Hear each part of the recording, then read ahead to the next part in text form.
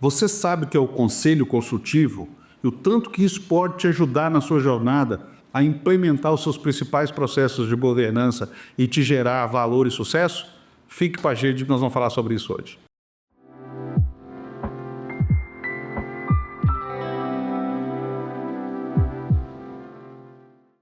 Então vamos começar do começo. O que é um conselho consultivo? Conselho consultivo é uma forma da sua empresa começar o jogo da governança através de conselho, né? Porque no mercado existe o conselho consultivo e o conselho administrativo. O que é a característica de cada um? No conselho consultivo, ele é mais treinamento, ele é mais um estágio para que eu possa alcançar um nível de governança maior. Ele é mais uma preparação. Se a empresa for familiar dos familiares, se ela for de founder, do fundador ali, a entender o que é governança e como praticar essa governança. No conselho consultivo, você pode ter, inclusive, conselheiros externos.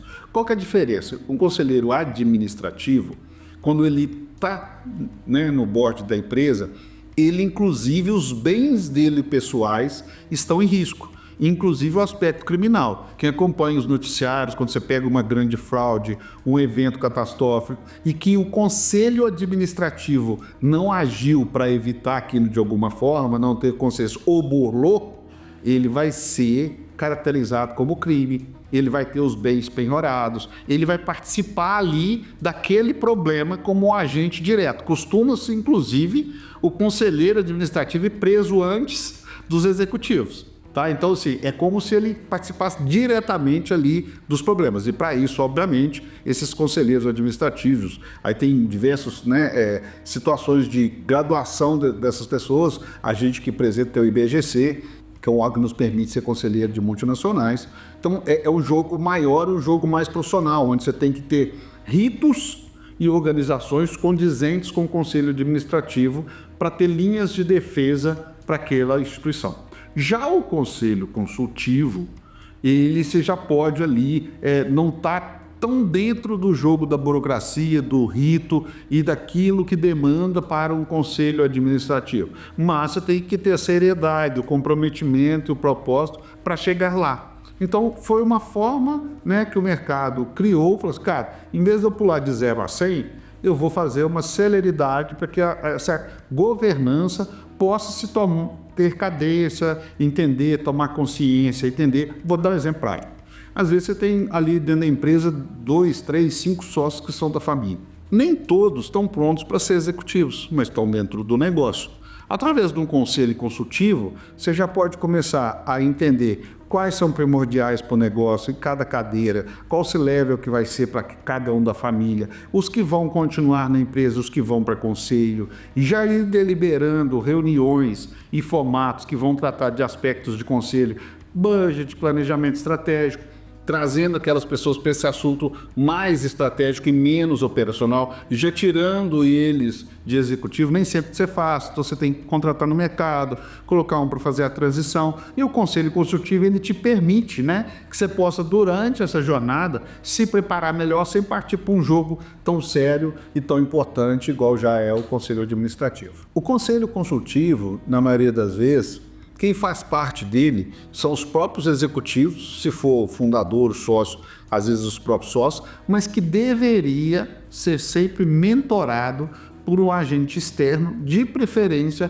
participante também das decisões e do eleitorado ali de pautas, temas, prazos, configurações, porque senão, se as pessoas não sabem, nunca viveram essa experiência, e eles mesmos construírem, para chegar no outro estágio, que é o conselho administrativo, fica cada vez mais distante ou menos eficaz. É muito comum você ver as empresas, familiares ou não, falar, montei um conselho consultivo, mas está patinando, a coisa não anda e tal, geralmente porque não tem um agente externo posicionado. Porque eu faço, o conselheiro, gente, antes de tudo, ele tem que ser imparcial. Ele não pode ter medo de perder o contrato dele. Ele não pode ser aquele agente de falar o que as pessoas querem. Ele tem que ser aquele agente educador mesmo, É aquele professor que está ali para fazer a didática e validar os seus mentorados, os seus alunos, se eles estão evoluindo ou não. E por quê? Porque senão você não deixa legado. Apesar de, obviamente, às vezes cortarem o contrato contigo quando você fala aquilo que eles não querem ouvir, né? Então, essa forma de quem deve estar no conselho, na minha opinião, é começar com pelo menos um agente externo com base ética muito forte. Vocês podem ver que nem sempre eu falo de técnica. Por que a base ética? Porque essa pessoa não confunda vocês mesmos através do interesse dele, né? Então, esse agente transformador vai explicar o que é uma cadeira de board, quais as pautas. É muito comum no primeiro momento de conselho consultivo trazer um monte de pauta tática, operacional, que as pessoas estão com o mesmo boné, não sabem dividir, né? Então, ele é aquela pessoa que vai separar ali o jogo, né? Fala, gente, ó, aqui nós vamos tratar estratégia. E ali para baixo, aí vocês vão ter suas reuniões de AGM, seu corpo, né, de executivo, e saber para aquelas pessoas que são os donos, né, os proprietários, ó, você tem uma jornada agora, que é deixar seu papel de dono e ir para o papel de investidor. Hoje a minha principal missão na CIS, por exemplo, mostrar isso para os empreendedores. Cara, aqui você está configurado como dono, executivo, e aqui você é configurado como investidor. Como é que a gente trilha esse caminho? Como é que a gente faz essa jornada para que você possa cada vez mais se perceber como investidor do seu próprio negócio? O pessoal fala muito assim, Assis, tô fazendo um monte de reunião de conselho consultivo e nada anda, qual que é a pauta, como é que nós temos que ficar o dia todo, temos que ficar 4 horas, como é que funciona isso? Bom, primeiro, um conselho, a primeira pauta que ele deve buscar é quais serão as pautas do ano, né? Ou daquele período ao qual ele está se propondo ali. Então, acho que o primeiro é organizar uma agenda, falar, ó, nós vamos sentar no primeiro momento 2 horas. Vamos ser objetivo. Eu gosto, por exemplo, de pegar cada tema e colocar um tema de apresentação para cada tema daquelas pautas. Sempre, hipótese alguma, a gente pode descer para temas operacionais ou táticos. Sempre temas estratégicos. A gente tem que falar futuro, posicionamento, mercado, riscos, aonde a gente quer chegar, qual o formato disso, quais são os executivos que se estão funcionando, se não, principais indicadores estratégicos do negócio, para que isso possa fluir em gerar valor. Então, por exemplo, a ideia de um conselho se a empresa está no momento de decadência, paralisar e gerar valor. Se ela está no momento de ascendência, como gerar cada vez mais valor? Como medir isso? Através desses indicadores, né? Então, o conselho vai debater pautas como investimento, aonde buscar capital. Você vai buscar capital com terceiros, com bancos, com fundos. Ele vai discutir quais são os executivos, perfil de executivo, como montar esse organograma. Ele vai discutir quais indicadores principais e estratégicos a empresa precisa alcançar, como apresentar a periodicidade disso. Ele vai discutir qual o posicionamento da empresa através do ESG, LGPD, planejamento tributário, planejamento estratégico para que ela alcance seus objetivos futuros. Ele vai eleger qual o futuro daqueles executivos, se são sócios, lá na cadeira do conselho futuro, quando vai ser essa transição das pessoas de saírem de executivos sócios para executivos de governança, né, de investidores, com olhar de investidor. E isso é o papel, né, do conselho. É entender se vai ter alguma situação de mercado que possa afligir muito aquele negócio ou oportunidades que vão gerar e abrir muitas portas. Então, o conselho consultivo ele deveria ter isso como base de pautas e ferramentas. Criar reuniões. As reuniões podem começar no primeiro momento mensais, está se estruturando, podem passar a ser trimestrais ao longo do tempo de amadurecimento.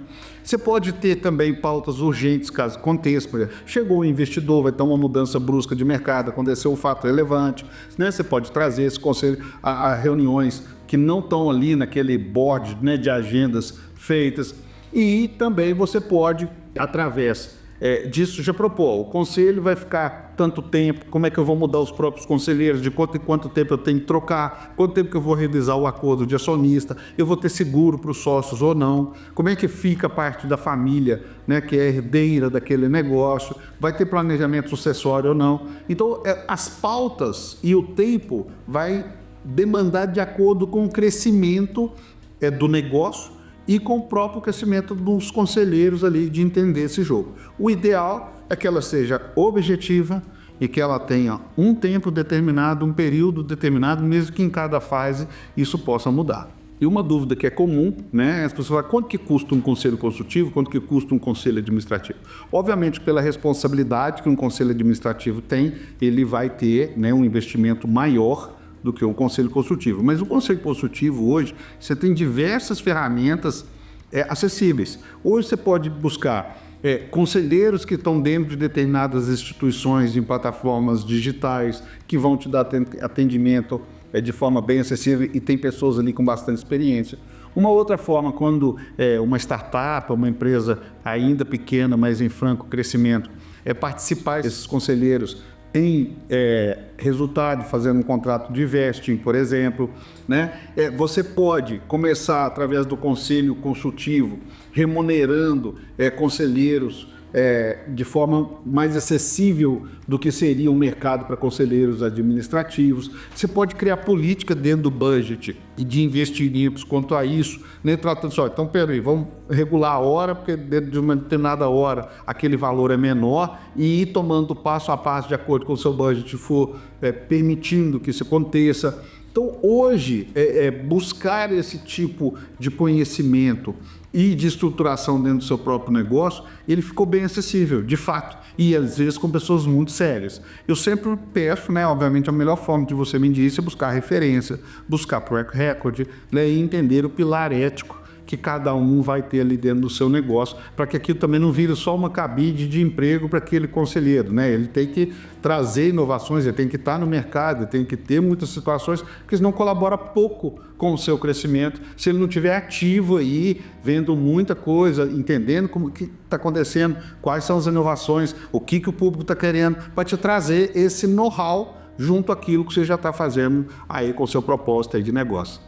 O conselho consultivo, ele pode trazer muitas possibilidades, porque o mercado entende que à medida que você permite que pessoas de fora possam entender o seu negócio, está no campo estratégico, quer dizer que você não tem muito a esconder, que você está pronto para jogar o game do externo, né? Abrir a sua empresa para que o mercado te olhe e mostra a seriedade e maturidade da própria gestão, de não querer ficar ali dentro da sua própria panela, dentro da sua própria cultura, fechado ali ao ambiente externo. E isso naturalmente privilegia posições de investidores, de mercado, de fundos, próprias instituições financeiras, clientes, traz oportunidades desse mercado. Fala, poxa, aquele pessoal está entendendo o que é o jogo, né? O que nós queremos ver, já fizeram um para-casa importante de abrir o conselho consultivo, de construir ferramentas ali de board, de entender o que é a governança, né? De ter avançado ali, por exemplo, um acordo de acionistas, um budget, um planejamento estratégico,